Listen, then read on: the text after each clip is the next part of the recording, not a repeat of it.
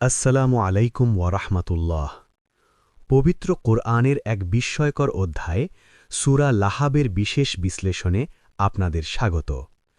আপন চাচা হয়েও যে ব্যক্তি সত্যের আলো নেভাতে চেয়েছিল, আল্লাহ ১০ বছর আগেই তার ধ্বংসের চূড়ান্ত ফয়সালা শুনিয়ে দিয়েছিলেন। এটি কেবল এক অহংকারীর পতনের গল্প নয়, বরং এক জীবন্ত অলৌকিকতার দলিল। সূরা লাহাব, আগুনের শিখা ও চূড়ান্ত পতন। পবিত্র কোরআনের ১১৪টি সূরার মধ্যে এই একটিমাত্র সূরা যা এক জীবন্ত অলৌকিকতার দলিল। মক্কার ধূলিকণা সাক্ষী, এই সূরা যখন নাজিল হয় তখনও এর খলনায়ক জীবিত ছিল। সে চাইলেই মিথ্যা অভিনয় করে ইসলাম গ্রহণ করে কোরআনকে ভুল প্রমাণ করতে পারত, কিন্তু সে তা পারেনি। কারণ আসমানি ফয়সালা কখনো পরিবর্তন হয় না। এটি কেবল একজন ব্যক্তির পতনের গল্প নয়, এটি অহংকার বনাম সত্যের এক মহাকাব্যিক লড়াই। সাফা পাহাড়ের সেই পাথর থেকে শুরু করে জাহান্নামের লেলিহান শিখা পর্যন্ত আসুন আমরা উন্মোচন করি সূরা লাহাবের প্রতিটি অক্ষরের পেছনে লুকিয়ে থাকা গভীর রহস্য। যাত্রাপথ হবে আগুনের মতো উত্তপ্ত এবং সত্যের মতো স্বচ্ছ।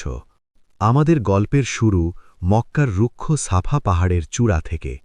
ভোরের সূর্য তখনও ঠিকমতো ওঠেনি, কিন্তু উত্তাপ ছড়িয়ে পড়েছিল সর্বত্র। রাসূল সাল্লাল্লাহু আলাইহি ওয়াসাল্লাম এই পাহাড়ের উপর দাঁড়িয়ে যখন সত্যের ডাক দিয়েছিলেন, তখন মক্কার বাতাস ভারী হয়ে উঠেছিল এক নতুন ঘোষণায়। কিন্তু সেই পবিত্র আহ্বানের বিপরীতে ভিড়ের ভেতর থেকে ছুটে এসেছিল এক টুকরো পাথর এবং ঘৃণায় ভরা একটি বাক্য, ধ্বংস হাও তুমি। আত্মীয়তার রক্ত সম্পর্ক মুহূর্তেই ধুলোয় মিশে গেল। সাফা পাহাড়ের সেই পাথরগুলো সেদিন দেখল কিভাবে আলোর বিপরীতে অন্ধকার বিদ্রোহ করে। আর ঠিক সেই মুহূর্তেই ৭ আসমানের উপর থেকে জিবরিল আলাইহিসসালাম নিয়ে এলেন এক বজ্র কঠিন জবাব। আগের পর্বে আমরা সেই পাথর নিক্ষেপকারীকে দেখলাম, কিন্তু কে ছিল সে? তার নাম আব্দুল উজ্জা হলেও তাকে ডাকা হতো আবু লাহাব বা আগুনের স্ফুলিঙ্গওয়ালা। কেন জানেন? কারণ তার গায়ের চামড়া ছিল আগুনের মতো টকটকে লাল ও ফর্সা। সে তার এই রূপ ও সৌন্দর্য নিয়ে প্রচণ্ড অহংকারী ছিল। কিন্তু দেখুন বিধাতার কি বিচার, যে লাহাব বা আগুনের আভা নিয়ে সে দুনিয়ায় গর্ব করত, আল্লাহ সেই লাহাব শব্দটিকে তার জাহান্নামী পরিচয়ে পরিণত করলেন। তার নামের অর্থই হয়ে দাঁড়াল যে আগুনের মধ্যে বসবাস করবে। তার সৌন্দর্যই তার কাল হয়ে দাঁড়াল। নামের সাথে কাজের এবং পরিণতির এমন মিল ইতিহাসে বিরল। নামের পরিচয় তো জানলাম, এবার কোরআনের প্রথম আঘাতেই আসা যাক। আল্লাহ বললেন, তাব্বাত ইয়াদা, অর্থাৎ ধ্বংস হোক তার 2 হাত। লক্ষ্য করুন, আল্লাহ শুধু তাকে ধ্বংস করতে বলেননি, নির্দিষ্ট করে তার 2 হাত বা ইয়াদাহ এর কথা বলেছেন। কেন? কারণ এই হাত দিয়েই সে পাথর ছুঁড়েছিল, এই হাত দিয়েই সে মানুষকে সত্য পথ থেকে আটকাতে টাকা বিলাত। হাত হল মানুষের ক্ষমতা, প্রভাব এবং কর্মশক্তির প্রতীক। আল্লাহ চাইলেন তার অহংকারের মূল খুঁটি দুটি ভেঙে দিতে। যেমন বিশাল কোনো পাহাড়ের ভিত্তি ধসে পড়লে পুরো পাহাড় ধুলোয় মিশে যায়, ঠিক তেমনি তার হাত ধ্বংস হওয়ার মাধ্যমে তার সমস্ত ক্ষমতা ও দাপট চূর্ণ বিচূর্ণ হয়ে গেল। হাত ধ্বংস হওয়ার ঘোষণার পরই আল্লাহ বললেন, ওয়াত্তাব, এবং সে ধ্বংস হল। ব্যাকরণগতভাবে এটি অতীতকাল বা পাস্ট টেন্স, কিন্তু আবু লাহাব তো তখনও বেঁচে ছিল, তাহলে ধ্বংস হল কেন বলা হল? এটি কোরআনের মিরেকল। আল্লাহ সময়ের ঊর্ধ্বে। আল্লাহর কাছে যা সিদ্ধান্ত হয়ে গেছে তা যেন ঘটেই গেছে। এই আয়াত নাজিল হওয়ার পর আবু লাহাব 10 বছর বেঁচে ছিল। সে চাইলেই মিথ্যা ইসলাম গ্রহণের অভিনয় করে কোরআনকে ভুল প্রমাণ করতে পারত, কিন্তু তার হৃদয়ের দরজায় এমন তালা লেগেছিল যে সে ফেরার পথ খুঁজে পায়নি। এটি ছিল তার জন্য জাহান্নামের 1 ওয়ে টিকিট, যার আর কোনো রিফান্ড নেই। পতন যখন নিশ্চিত হল, তখন মানুষের শেষ ভরসা থাকে তার জমানো টাকা পয়সা। দ্বিতীয় আয়াতে আল্লাহ সেই ভরসাও কেড়ে নিলেন। মা আগনা আনহু মালুহু, তার ধনসম্পদ তার কোনো কাজেই এলো না। আবু লাহাব ছিল মক্কার অন্যতম ধনাঢ্য ব্যক্তি। সে গর্ব করে বলত, আমার কাছে অনেক সোনা আছে, প্রয়োজনে আমি পরকালেও মুক্তি কিনে নেব।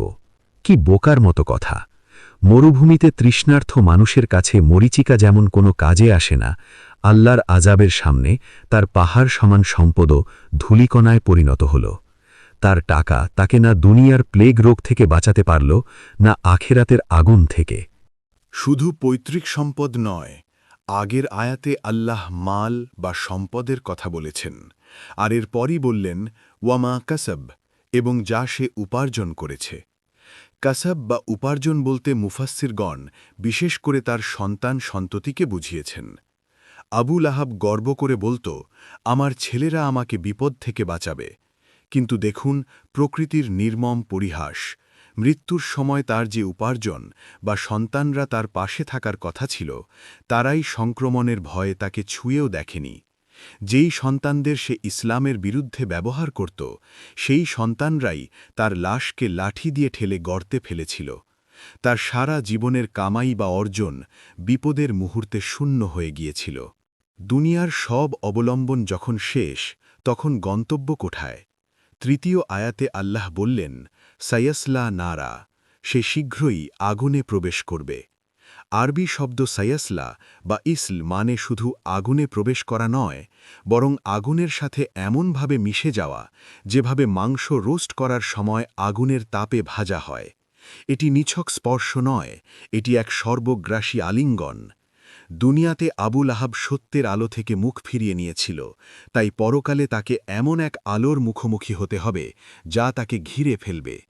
তার লালচে গায়ের রং, যা নিয়ে সে অহংকার করত, তা জাহান্নামের আগুনের রঙের সাথে মিশে একাকার হয়ে যাবে। আগুন তো অনেক রকমের হয়, কিন্তু আবু লাহাবের জন্য বরাদ্দ আগুনের বিশেষত্ব কি? আল্লাহ বললেন, নারান জাত লাহাব, লেলিহান শিখাযুক্ত আগুন। লক্ষ্য করুন শব্দের খেলা। লোকটির নাম আবু লাহাব, শিখাওয়ালা, আর তার শাস্তিও জাত লাহাব, শিখাওয়ালা আগুন। অর্থাৎ শাস্তিটা তার চরিত্রের সাথে কাস্টমাইজ করা হয়েছে। সে যেমন রাগে ক্ষোভে সব সময় টকবগে করত, তার শাস্তিও হবে টকবগে অগ্নিশিখা। এই আগুন স্থির নয়, এটি দাউ দাউ করে জ্বলে এবং ওপরের দিকে লাফিয়ে ওঠে। এটি প্রমাণ করে যে আল্লাহর বিচার ব্যবস্থা কত সূক্ষ্ম এবং ইনসাফপূর্ণ। অপরাধের ধরন যেমন, শাস্তির ধরনও ঠিক তেমন। আবু লাহাব একা ছিল না, তার এই পতনের গল্পে এক প্রধান চরিত্র ছিল তার স্ত্রী উম্মে জামিল। চতুর্থ আয়াতে আল্লাহ তাকেও দৃশ্যপটে নিয়ে এলেন, ওয়ামরা আতুহু, এবং তার স্ত্রীও। সে ছিল কুলাইশ সর্দার আবু সুফিয়ানের বোন, অত্যন্ত সুন্দরী কিন্তু ভয়ঙ্কর অহংকারী। সে স্বামীর পাপের কাজে বাধা দেওয়া তো দূরের কথা, বরং তাকে আরও উস্কে দিত। আগুনের সাথে যেমন বাতাসের প্রয়োজন হয় দাউ দাউ করে জ্বলার জন্য, তেমনি আবু লাহাবের রাগের আগুনে বাতাস দিত তার স্ত্রী। দুনিয়াতে তারা ছিল পার্টনার ইন ক্রাইম, তাই আখেরাতেও তারা হবে পার্টনার ইন পানিশমেন্ট বা শাস্তির সঙ্গী। উম্মে জামিলকে আল্লাহ একটি বিশেষ উপাধি দিলেন, হাম্মালাতাল হাতাব, কাষ্ঠ বহনকারী। কেন? এর দুটি অর্থ আছে। প্রথমত, সে আক্ষরিক অর্থেই কাঁটাযুক্ত শুকনো ডাল বা কাঠ জঙ্গল থেকে কুড়িয়ে আনত এবং রাতের আধারে রাসূল সাল্লাল্লাহু আলাইহি ওয়াসাল্লামের চলার পথে বিছিয়ে রাখত, যাতে তিনি আঘাত পান। একজন সর্দানি হয়েও হিংসার কারণে সে জঙ্গল থেকে কাঠ টোকাত। আর দ্বিতীয়ত, আরবে কাঠ বহনকারী বলা হয় তাকে, যে একের কথা অন্যের কাছে লাগিয়ে আগুন ধরায়, চোগলখোর। সে মানুষের ঘরে ঘরে গিয়ে নবীর বিরুদ্ধে কুৎসা রটাত। দুনিয়াতে সে নবীর পথে কাঁটা বিছিয়েছে এবং হিংসার আগুন জ্বালিয়েছে, তাই জাহান্নামেও সে তার স্বামীর আগুনের জ্বালানি হিসাবে নিজের পিঠে কাঠ বহন করবে। উম্মে জামিল ছিল অত্যন্ত ধনী এবং শৌখিন। তার গলায় সবসময় একটি দামি মণিমুক্তার হার থাকত। সে অহংকার করে বলত, লাত ও উজ্জার কসম, আমি আমার এই দামি হার বিক্রি করে সেই টাকা মুহাম্মাদের, নাউজবিল্লাহ, শত্রুতার কাজে খরচ করব। আল্লাহর কি অদ্ভুত বিচার! যে গলার হার নিয়ে সে গর্ব করত এবং যা সে সত্যের বিরুদ্ধে ব্যবহার করতে চেয়েছিল, আল্লাহ সেই জায়গাটিকেই তার শাস্তির কেন্দ্রবিন্দু বানালেন। আয়াতে বলা হয়েছে, ফি জি দিহা, অর্থাৎ তার গলায় থাকবে। দুনিয়ার সেই মসৃণ সোনার হারের বদলে আখেরাতে তার গলায় পরানো হবে এক ভয়ঙ্কর রশি। যে অঙ্গটি ছিল তার সৌন্দর্যের প্রতীক, সেটাই হয়ে দাঁড়াল তার চরম অপমানের স্থান। কুরআন তার গলার রশিটিকে হাবলুম মিম মাসাদ বলেছে। মাসাদ কি? আরবে খেজুর গাছের আঁশ দিয়ে যে অত্যন্ত শক্ত এবং খসখসে রশি বানানো হয় তাকে মাসাদ বলে। আবার লোহার তারের মতো শক্ত পাকানো রশিকেও মাসাদ বলা হয়। ভাবুন তো, উম্মে জামিল দুনিয়াতে রেশম আর মখমল ছাড়া চলত না, অথচ জাহান্নামে তার গলায় থাকবে খেজুরের কাঁটাযুক্ত আঁশের তৈরি জ্বলন্ত রশি। সে দুনিয়াতে রাসূল সাল্লাল্লাহু আলাইহি ওয়াসাল্লামের পথে কাঁটা বিছিয়েছিল, তাই তার শাস্তির রশিটিও হবে কাঁটাযুক্ত এবং খসখসে। কর্ম যেমন, ফলও তেমন। তার কোমল ত্বককে ক্ষতবিক্ষত করার জন্য এই মাসাদ শব্দটি যথেষ্ট। আরবিতে ঘাড় বা গলা হল অহংকারের প্রতীক। মানুষ যখন অহংকার করে তখন সে ঘাড় উঁচু করে বা বাঁকা করে চলে। উম্মে জামিল তার বংশমর্যাদা এবং সৌন্দর্য নিয়ে এতটা অহংকারী ছিল যে সে সত্যের সামনে কখনো মাথা নত করেনি। আল্লাহ চাইলেন তার সেই উঁচিয়ে রাখা ঘাড়েই রশি পরিয়ে তাকে অপমানিত করতে। যেমন কোনো অপরাধীকে গলায় দড়ি বেঁধে টেনে নিয়ে যাওয়া হয়, তেমনি তাকেও জাহান্নামের দিকে টেনে নিয়ে যাওয়া হবে। এটি শুধু শারীরিক কষ্ট নয়, এটি তার সাইকোলজিক্যাল বা মানসিক অহংকারের ওপর এক চপেটাঘাত। যে মাথা সে সিজদায় নত করেনি, সেই গলাই এখন আগুনের রশির দখলে। সূরাটির চিত্রকল্প বা ভিজুয়ালাইজেশন লক্ষ্য করুন। একদিকে আবু লাহাব আগুনে জ্বলছে, আর অন্যদিকে তার স্ত্রী কাঠ বয়ে এনে সেই আগুনে ফেলছে। এটি এক অনন্ত চক্র। মুফাসসিরগণ বলেন, জাহান্নামেও তাদের এই শত্রুতা এবং কাজ চলতে থাকবে। উম্মে জামিল যখনই দেখবে আবু লাহাবের আগুন একটু কমে আসছে, সে কাঠ বা পাথর এনে সেখানে ফেলবে, আর আগুন দাউ দাউ করে জ্বলে উঠবে। আর সেই ভারী বোঝা বইতে গিয়ে তার গলার রশি তাকে শ্বাসরোধ করবে। তারা একে অপরের শান্তি তো হবেই না, বরং একে অপরের শাস্তির কারণ হবে। দুনিয়ার পাওয়ার কাপল আখেরাতে একে অপরের শাস্তির জ্বালানি হয়ে দাঁড়াবে। মাত্র ৫টি আয়াত, কিন্তু কি নিখুঁত তার গাঁথুনি। প্রথম আয়াতে আবু লাহাবের হাত বা ক্ষমতা ভাঙা হল, দ্বিতীয় আয়াতে তার সম্পদ অকেজো হল, তৃতীয় আয়াতে তার শারীরিক শাস্তি নিশ্চিত হল, চতুর্থ আয়াতে তার সহযোগী বা স্ত্রীর অপরাধ সামনে এলো, এবং পঞ্চম আয়াতে স্ত্রীর ভয়াবহ পরিণতি দিয়ে সূরা শেষ হল। শুরু থেকে শেষ পর্যন্ত একটি অপরাধী পরিবারের পতনের পূর্ণাঙ্গ চিত্রনাট্য। এই সূরা আমাদের শেখায়, আল্লাহর দ্রোহী হলে রক্ত সম্পর্ক, টাকা পয়সা, সৌন্দর্য বা বংশমর্যাদা কিছুই মানুষকে বাঁচাতে পারে না। আবু লাহাব এবং তার স্ত্রী ইতিহাসের আস্থা কুড়ে নিক্ষিপ্ত হয়েছে, আর কুরআন আজও বিজয়ী বেশে পঠিত হচ্ছে। আপনি কি জানেন, আবু লাহাব কোনো সাধারণ শত্রু ছিল না। সে ছিল রাসূল সাল্লাল্লাহু আলাইহি ওয়াসাল্লামের আপন চাচা এবং বাবার সহোদর ভাই। একই বংশ, একই রক্ত। এমনকি তাদের বাড়িও ছিল একদম পাশাপাশি, শুধু একটি দেয়ালের ব্যবধান। ছোটবেলায় ভাতিজাকে সে অত্যন্ত স্নেহ করত, কিন্তু সত্যের দাওয়াত যখন এলো, তখন সেই রক্তের সম্পর্ক মুহূর্তে বিষাক্ত হয়ে গেল। এটি আমাদের শেখায়, ঈমানের প্রশ্নে কোনো আত্মীয়তা টেকে না। যখনই তাওহীদের আলো জ্বলে ওঠে, তখন অন্ধকারের সাথে আপোস করার কোনো সুযোগ থাকে না, তা সে আপন ভাই হোক বা চাচা। সত্যের পথে রক্তের বাঁধনও মাঝে মাঝে শিকল হয়ে দাঁড়ায়। ইতিহাস সাক্ষী, এই আবু লাহাবই একদিন রাসূল সাল্লাল্লাহু আলাইহি ওয়াসাল্লামের জন্মে সবচেয়ে বেশি খুশি হয়েছিল। ভাতিজার জন্মের সুসংবাদ শুনে খুশিতে সে তার দাসী সুয়াইবাকে মুক্ত করে দিয়েছিল। কিন্তু যে চাচা জন্মের সংবাদে দাসী মুক্ত করে, সেই চাচাই নবুয়তের সংবাদে পাথর মারে। কেন এই পরিবর্তন?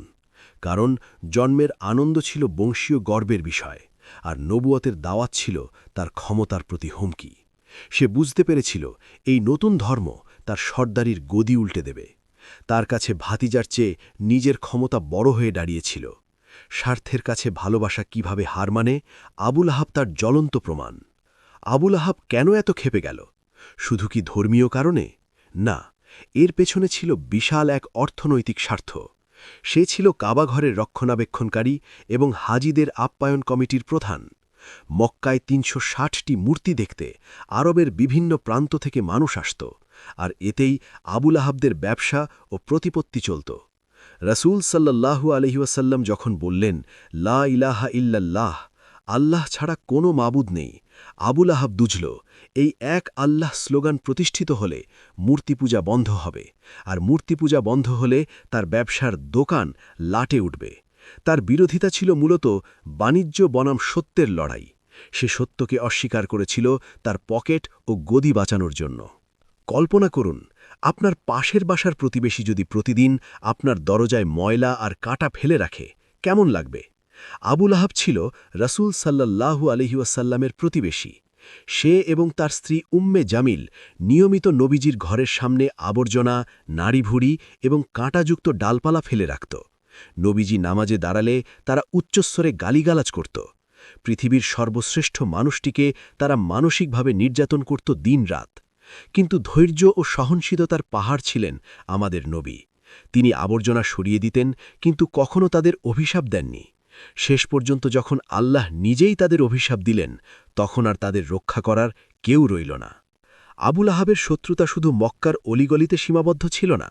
হজের মৌসুমে রাসূল সাল্লাল্লাহু আলাইহি ওয়াসাল্লাম যখন বিভিন্ন তাঁবু এবং বাজারে গিয়ে মানুষের কাছে ইসলামের দাওয়াত দিতেন, আবু লাহাব ছায়ার মতো তার পিছু নিত। নবীজি কথা শেষ করলেই সে পেছন থেকে চিৎকার করে বলত, তোমরা এর কথা শুনো না, সে মিথ্যাবাদী, নাউজুবিল্লাহ, সে পাগল।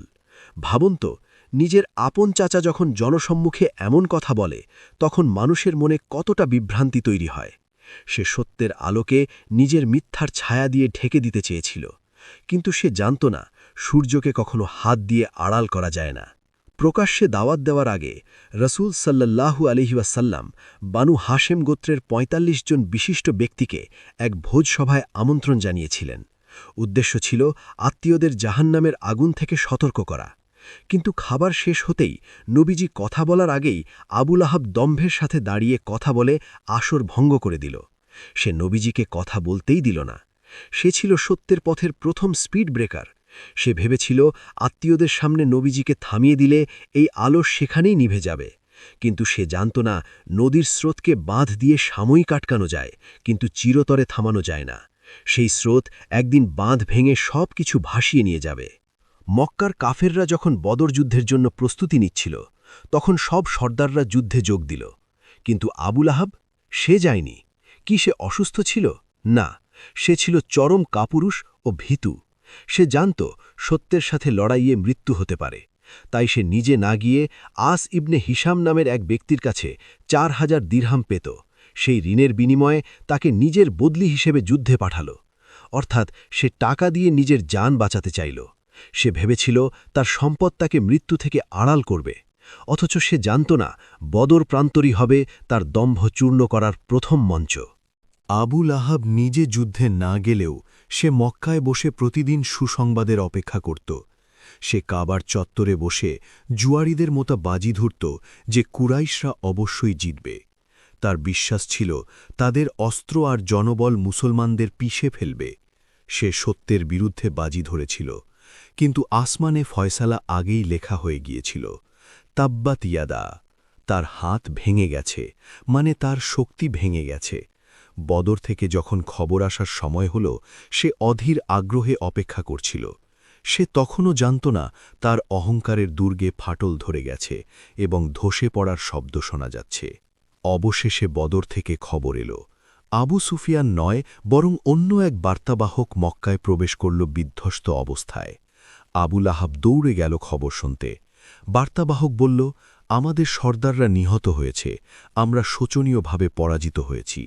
এই কথা শোনা মাত্রই আবু লাহাবের পায়ের নিচ থেকে যেন মাটি সরে গেল। তার টাকা, তার পাঠানো বদলি যোদ্ধা, তার অহংকার সব ব্যর্থ। সে জমজমের কূপের পাশে একটি পাথরের ওপর ধপাস করে বসে পড়ল। তার লালচে মুখ কালো হয়ে গেল। যেই সত্যকে সে পাথর মেরে উড়িয়ে দিতে চেয়েছিল, সেই সত্যের আঘাতে আজ সে নিজেই চূর্ণ বিচূর্ণ। বদর যুদ্ধের পরাজয়ের অপমান সইতে না সইতেই মাত্র ৭ দিনের মাথায় আল্লাহর পক্ষ থেকে এলো দ্বিতীয় আঘাত। এবার কোনো মানুষ নয়, কোনো ফেরেশতা নয়, আল্লাহ পাঠালেন এক অনুবীক্ষণিক সৈনিক। তার শরীরে দেখা দিল আদাসা বা এক ধরনের প্লেগ জাতীয় ফোড়া।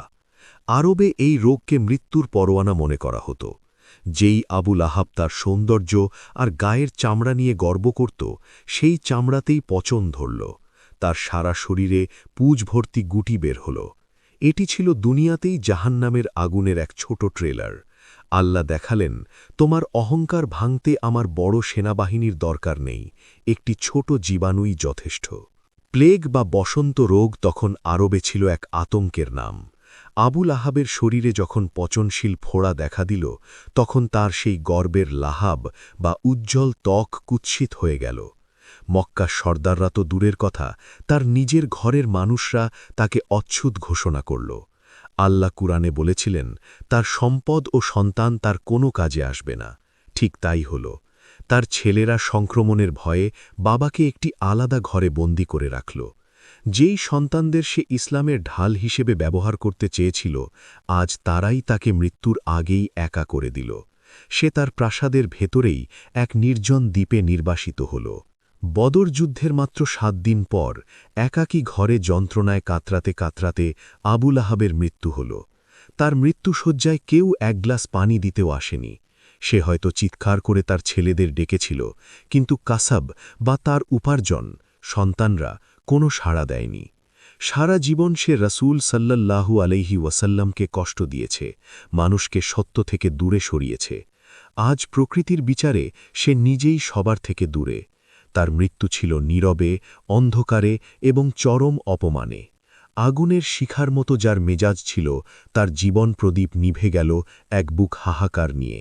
মারা যাওয়ার পরেও তার শাস্তি শেষ হয়নি। আরবে নিয়ম ছিল সম্মানজনক দাফন, কিন্তু আবুল আহাবের লাশ ৩ দিন পর্যন্ত সেই ঘরেই পড়ে রইল। কেউ তার কাছেও যায়নি।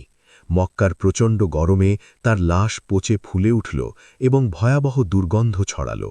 সেই দুর্গন্ধে আশেপাশের মানুষ টেকা দায় হয়ে গেল। ভাবুন তো, যে ব্যক্তি সুগন্ধি মাখত এবং নিজের আভিজাত্য দেখাত, তার লাশ আজ এতটাই ঘৃণ্য যে নিজের সন্তানরাও নাকে কাপড় দিয়ে দূরে দাঁড়িয়ে আছে। আল্লাহ দেখালেন, অহংকারীর শেষ পরিণতি হয় আবর্জনার মতো। অবশেষে মক্কার মানুষের ধিক্কার আর দুর্গন্ধে টিকতে না পেরে তার ছেলেরা এক লজ্জাজনক সিদ্ধান্ত নিল। তারা তাকে গোসল দিল না, কাফনও পরাল না, কারণ কেউ তাকে ছুঁতে চাইছিল না। দূর থেকে লম্বা লাঠি দিয়ে ঠেলে ঠেলে তার লাশকে গর্তের দিকে নেওয়া হলো। তারপর গর্তে ফেলে দূর থেকেই পাথর ছুঁড়ে মাটি চাপা দেওয়া হলো, যেন কোনো মৃত পশু মাটি চাপা দেওয়া হচ্ছে। ধ্বংস হোক আবুল আহাবের ২ হাত, এই আয়াতের বাস্তবায়ন দেখুন। তার হাত কাউকে স্পর্শ করার যোগ্যতাও হারালো। এমন অপমানজনক দাফন কুরাইশ সর্দারদের ইতিহাসে আর কারো হয়নি। আবুল আহাবের মৃত্যুর মধ্য দিয়ে সূরা লাহাবের প্রতিটি অক্ষর সত্য প্রমাণিত হল। ১. তার হাত বা ক্ষমতা ধ্বংস হয়েছে, সে অসহায়ভাবে মরেছে। ২. তার সম্পদ ও সন্তান কোনো কাজে আসেনি, ছেলেরা তাকে ছুঁয়েও দেখেনি। ৩. সে ধ্বংস হয়েছে, অপমানজনক মৃত্যু। বাকি রইল শুধু পরকালের আগুন এবং তার স্ত্রীর গলার রশ্মি। এই ঘটনা প্রমাণ করে, কুরআন কোনো জাদুকরের কথা নয়, কোনো কবির কল্পনা নয়। এটি সেই মহান রবের বাণী, যিনি ভবিষ্যতের খবর জানেন। আবুল আহাবের এই পতন কিয়ামত পর্যন্ত আগত সকল অহংকারীর জন্য এক জীবন্ত সতর্কবার্তা। আবুল আহাবের মৃত্যুর পর তার স্ত্রী উম্মে জামিল একা হয়ে গেল, কিন্তু তার অহংকার কমল না। স্বামীর এমন ভয়াবহ মৃত্যু দেখেও তার মন গলল না। সে মক্কার অলিগলিতে শোক করার বদলে আরও বেশি বিদ্বেষ ছড়াতে লাগল। সে কবিতা আবৃত্তি করে রসূল সাল্লাল্লাহু আলাইহি ওয়াসাল্লামের কুৎসা গাইত। ভাবুন তো, মানুষের হৃদয় কতটা কঠোর হলে আল্লাহর আজাব চোখের সামনে দেখেও শিক্ষা নেয় না। সে ছিল সেই শুকনো কাঠের মতো, যা পুড়ে ছাই হয়ে যাচ্ছে, কিন্তু তার তাপ কমছে না। তার একাকিত্ব তাকে অনুতপ্ত না করে আরও বেশি হিংস্র করে তুলেছিল। কেন তারা এমন করত? এর মূল কারণ ছিল হাসাদ বা হিংসা। আবুল আহাব এবং তার স্ত্রী মেনে নিতে পারেনি যে বনু হাশেমের এক এতিম যুবক নবুয়াত পাবে, আর তারা ধনী হয়েও বঞ্চিত হবে। রাসূল সাল্লাল্লাহু আলাইহি ওয়াসাল্লাম বলেছিলেন, আগুন যেমন শুকনো কাঠকে খেয়ে ফেলে, হিংসাও তেমনি নেক আমলকে খেয়ে ফেলে। উম্মে জামিলের বুকে জ্বলা এই হিংসার আগুনই পরকালে বাস্তব আগুনে রূপ নেবে। দুনিয়াতে সে নবীর সম্মানে আঘাত করতে চেয়েছিল, কিন্তু সেই হিংসা বুমেরাং হয়ে তাদের নিজেদের সম্মান ও বংশমর্যাদাকেই ভস্মীভূত করে দিয়েছে। সূরা নাজিল হওয়ার পর উম্মে জামিল একদিন ক্ষিপ্ত হয়ে বড় একটি পাথর হাতে নিয়ে কাবার চত্বরে এল। তার উদ্দেশ্য ছিল নবীজির মুখে আঘাত করা, নাউজুবিল্লাহ। নবীজি এবং আবু বকর রাদিয়াল্লাহু আনহু সেখানে বসা ছিলেন, কিন্তু আল্লাহ তার দৃষ্টিশক্তি কেড়ে নিলেন। সে আবু বকরকে দেখল, কিন্তু পাশেই বসা নবীজিকে দেখতে পেল না। সে চিৎকার করে বলল, তোমার সাথী কোথায়? আমি শুনেছি সে আমাকে নিয়ে কবিতা বা কোরআন বানিয়েছে। আল্লাহ দেখালেন, যার অন্তরের চোখ অন্ধ, চর্মচক্ষু থাকলেও সে সত্যকে দেখতে পায় না। সে পাথর হাতে নিয়ে এসেছিল, কিন্তু ব্যর্থ ও লজ্জিত হয়ে ফিরে গেল। আবু লাহাব কি শুধুই একজন মৃত ব্যক্তি? না, আবু লাহাব হল একটি ক্যারেক্টার বা চরিত্রের নাম। কিয়ামত পর্যন্ত যারাই সত্যের বিরুদ্ধে নিজেদের সম্পদ, ক্ষমতা আর মিডিয়া ব্যবহার করবে, তারাই এক একজন নব্য আবু লাহাব। আর তাদের পরিণতিও হবে এই সূরার মতোই। আল্লাহ এই সূরায় কারো নাম উল্লেখ করে শুধু ইতিহাস বলেননি, বরং একটি সূত্র বা ফর্মুলা বলে দিয়েছেন। সত্যের বিরোধিতা করলে হাত ভেঙে যাবে, সম্পদ কাজে আসবে না এবং অপমানজনক পতন হবে। যুগের পরিবর্তন হতে পারে, কিন্তু আবু লাহাবের প্রেতাত্মারা আজও আছে, আর তাদের জন্য এই সূরার অভিশাপও জীবন্ত। ভাবুন তো, আবু লাহাব মরে পচে গলে গেছে ১৪০০ বছর আগে, কিন্তু আজও পৃথিবীর কোটি কোটি মসজিদে, নামাজে, তিলাওয়াতে প্রতিদিন বলা হচ্ছে, তাব্বাত ইয়াদা আবি লাহাব, ধ্বংস হোক আবু লাহাব। প্রতিদিন লক্ষ লক্ষবার তাকে অভিশাপ দেওয়া হচ্ছে। দুনিয়ার কোনো রাজা বাদশাহ বা স্বৈরশাসকের নাম মানুষ এত ঘৃণা ভরে প্রতিদিন স্মরণ করে না। আল্লাহ চেয়েছিলেন তাকে অপমানে ডুবিয়ে রাখতে, এবং তিনি তা করেছেন। যতক্ষণ এই পৃথিবী থাকবে, যতক্ষণ কোরআন থাকবে, ততক্ষণ আবু লাহাবের নাম উচ্চারিত হবে ঘৃণার সাথে। এটিই আল্লাহর প্রতিশোধের ধরন। আরবি ব্যাকরণের এক বিস্ময়কর ব্যবহার দেখুন। সূরাটি শুরু হয়েছে তাব্বাত শব্দ দিয়ে, যা ব্যাকরণ অনুযায়ী অতীতকাল বা পাস্ট টেন্স। অর্থ দাঁড়ায় তার হাত ধ্বংস হয়ে গেছে। কিন্তু সূরাটি যখন নাজিল হয়, তখনও আবু লাহাব সুস্থ ও সবল ছিল। তাহলে আল্লাহ কেন বললেন ধ্বংস হয়ে গেছে? এটি কোরআনের বালাগাত বা অলঙ্কার শাস্ত্রের এক মিরাকল। আল্লাহ যখন কোনো ঘটনার নিশ্চয়তা দিতে চান, তখন তিনি ভবিষ্যৎকালের ঘটনাকে অতীতকাল দিয়ে বর্ণনা করেন। অর্থাৎ আল্লাহর কাছে বিষয়টি এতটাই নিশ্চিত যে এটি যেন আগেই ঘটে গেছে।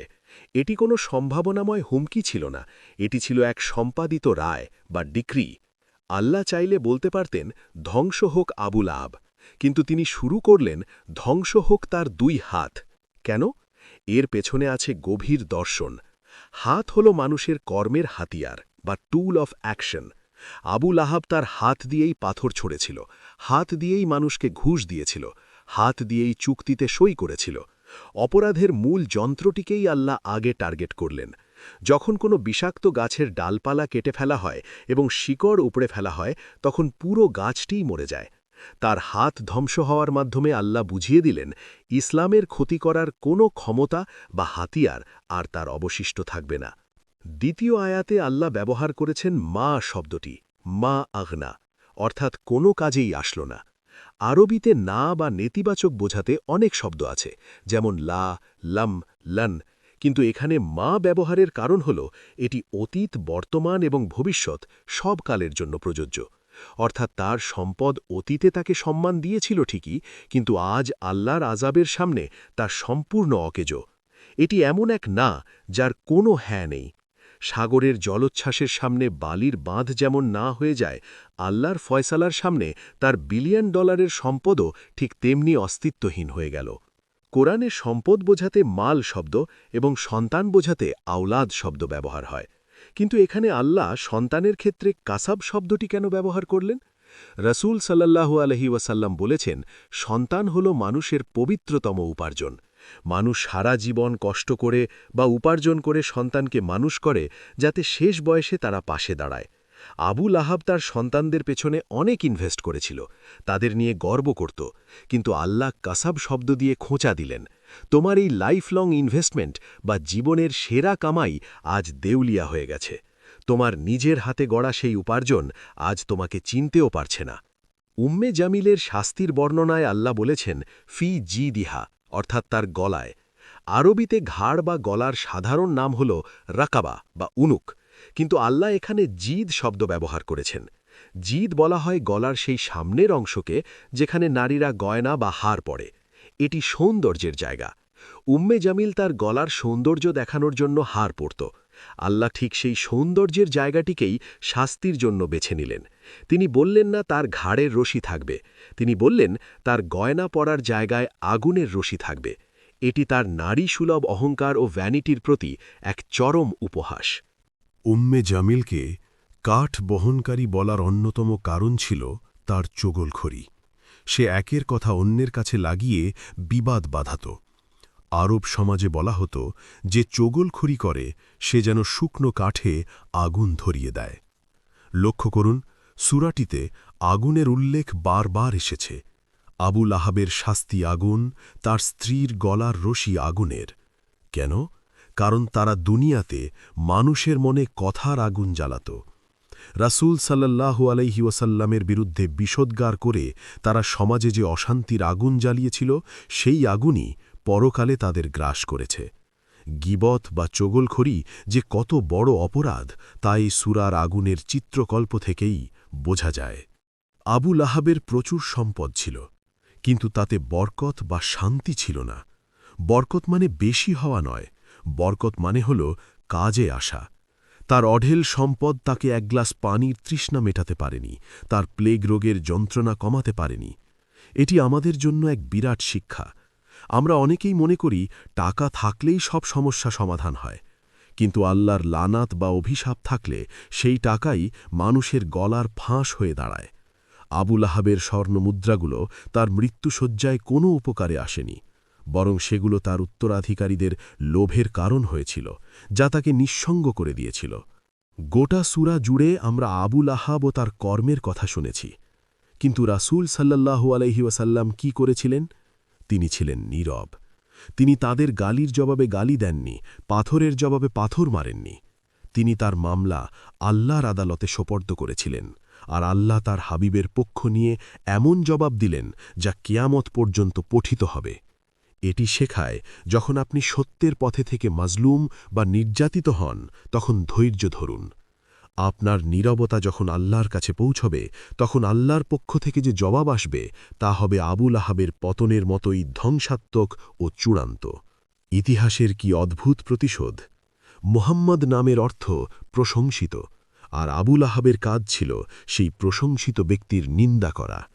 সে চেয়েছিল মুহাম্মদ সাল্লাল্লাহু আলাইহি ওয়াসাল্লামের নাম মুছে ফেলতে। কিন্তু আজ ১৪০০ বছর পর কি দেখছি? পৃথিবীর প্রতিটি মিনার থেকে দিনে ৫ বার মুহাম্মদ নাম ধ্বনিত হচ্ছে সম্মানের সাথে। আর আবু লাহাব, তার নাম উচ্চারিত হচ্ছে ঘৃণার সাথে, অভিশাপের সাথে। সে সত্যকে নিভিয়ে দিতে চেয়েছিল, কিন্তু সত্যের আলো তাকেই ভস্ম করে দিয়েছে। আল্লাহ যাকে উপরে ওঠান, পৃথিবীর কোনো আবু লাহাব তাকে নিচে নামাতে পারে না। সূরা লাহাব আমাদের তাকদীর বা ভাগ্যের অমোঘ বিধান সম্পর্কে শিক্ষা দেয়। আবু লাহাব ১০ বছর সময় পেয়েছিল। সে মক্কার অলিগলিতে ঘুরে বেড়াত। সে শুনতে পেত মুসলমানরা তার নাম নিয়ে সূরা পড়ছে, সে শীঘ্রই আগুনে প্রবেশ করবে। সে চাইলেই বলতে পারত, দেখো, আমি ইসলাম গ্রহণ করলাম, তোমাদের কোরআন ভুল। কিন্তু সে তা পারেনি, কারণ আল্লাহ যখন কারো অন্তরে মোহর মেরে দেন, তখন হেদায়েতের আলো সেখানে প্রবেশ করতে পারে না। তার হাত পা স্বাধীন ছিল, কিন্তু তার অহংকার তাকে বন্দী করে রেখেছিল। আল্লাহর বাণী মিথ্যা প্রমাণ করার ক্ষমতা মহাবিশ্বের কারণেই। সূরা লাহাব কি কেবল ১৪০০ বছর আগের এক কাফেরের গল্প? না, এটি একটি আয়না। এই আয়নায় আমাদের নিজেদের চেহারা দেখতে হবে। আমাদের ভেতরেও কি ছোটখাটো আবু লাহাব লুকিয়ে নেই? আমরা কি সত্য শোনার পর রেগে যাই না? আমরা কি আত্মীয়তার সম্পর্ক ছিন্ন করি না? আমরা কি টাকার গরমে মানুষকে তুচ্ছ করি না? যদি আমাদের ভেতরে অহংকার, সত্যের বিরোধিতা এবং আত্মীয়ের হক নষ্ট করার প্রবণতা থাকে, তবে মনে রাখতে হবে, আবু লাহাবের নামের সাথে আমাদের নাম না মিললেও তার পরিণতির সাথে আমাদের পরিণতি মিলে যেতে পারে। এই সূরাটি আমাদের ভেতরের অহংকারী সত্তার মৃত্যু ঘণ্টা বাজানোর জন্য এসেছে। উম্মে জামিল নিজের পিঠে জাহান্নামের জ্বালানি কাঠ বহন করত। আজ আমরা কি বহন করছি? আমরা কি মানুষের গীবত, হিংসা আর বিদ্বেষের বোঝা পিঠে নিয়ে ঘুরছি, নাকি আমরা ভালোবাসার মশাল বহন করছি? মনে রাখবেন, হিংসার বোঝা মানুষের পিঠ ভেঙে দেয়, আর ভালোবাসার আলো মানুষকে ওপরে ওঠায়। উম্মে জামিল আমাদের শেখায় যে অন্যের জন্য গর্ত খোঁড়ে বা আগুন জ্বালায়, দিন শেষে সেই গর্তে সে নিজেই পড়ে এবং সেই আগুনেই সে জ্বলে। তাই আসুন, কাঁধ থেকে বিদ্বেষের এই বিষাক্ত কাঠ ফেলে দিয়ে ক্ষমার বাতাস বুকে ধারণ করি। আবুল আহাবের ক্ষমতা ছিল, টাকা ছিল, জনবল ছিল, কিন্তু কোরআনের মাত্র ৫টি আয়াতের সামনে তার সব দাপট ধূলিসাৎ হয়ে গেল। এটি প্রমাণ করে মিথ্যার প্রাসাদ যত উঁচুই হোক না কেন, সত্যের একটি আঘাতেই তা ভেঙে পড়ে। পৃথিবীতে ফেরাউন এসেছে, নমরুদ এসেছে, আবুল আহাব এসেছে, তারা সবাই সত্যকে মুছে ফেলতে চেয়েছিল, কিন্তু তারা নিজেরাই মুছে গেছে। আর সত্য, তা আজও সাগরের মতো বিশাল এবং পাহাড়ের মতো অটল হয়ে দাঁড়িয়ে আছে। সূরা লাহাব আমাদের এই বিশ্বাস দেয় যে বাতিলের আস্ফালন সাময়িক, কিন্তু হকের বিজয় সুনিশ্চিত। এই সূরার নাম লাহাব বা আগুনের শিখা। আমাদের জীবনের সবচেয়ে বড় শত্রু বাইরের কেউ নয়, বরং আমাদের অন্তরের ক্রোধের আগুন। আবুল আহাব তার রাগের কারণে ধ্বংস হয়েছে। রাসূল সাল্লাল্লাহু আলাইহি ওয়াসাল্লাম বলেছেন, শক্তিশালী সে নয় যে কুস্তিতে লড়ে, বরং শক্তিশালী সে যে রাগের সময় নিজেকে নিয়ন্ত্রণ করে। এই সূরা পাঠ করার সময় আমাদের দোয়া করা উচিত, হে আল্লাহ, আবুল আহাবের মতো জেদ, অহংকার আর রাগ থেকে আমাদের অন্তরকে পবিত্র করো। আগুন দিয়ে আগুন নেভানো যায় না, আগুন নেভাতে পানি লাগে, আর সেই পানি হল আল্লাহর ভয় এবং বিনয়। এই ছোট্ট সূরাটি কেয়ামত পর্যন্ত মানবজাতিকে সতর্ক করে যাবে। আল্লাহর দ্রোহী হয়ে কেউ পার পায় না। আবুল আহাব মরে গেছে, কিন্তু তার শিক্ষা জীবিত। আসুন, আমরা আবুল আহাবের পথ পরিহার করি এবং রাসূল সাল্লাল্লাহু আলাইহি ওয়াসাল্লামের দেখানো বিনয় ও ধৈর্যের পথে চলি। আল্লাহ আমাদের সবাইকে কোরআনের নূরে আলোকিত করুন এবং জাহান্নামের আগুন থেকে হেফাজত করুন। আমিন। কোরআনের এমন অজানা তথ্য ও গভীর বিশ্লেষণ পেতে ইতিহাসের রহস্য ভুবন চ্যানেলটি এখনই সাবস্ক্রাইব করুন। সত্যের বার্তা ছড়িয়ে দিতে ভিডিওটিতে একটি লাইক দিয়ে শেয়ার করে দিন। পরবর্তী পর্ব সবার আগে পেতে বেল আইকনটি অন রাখুন। আপনার মূল্যবান মতামত আমাদের কমেন্ট করে জানান। জ্ঞান ও রহস্যের এই যাত্রায় ইতিহাসের রহস্য ভুবনের সাথেই থাকুন।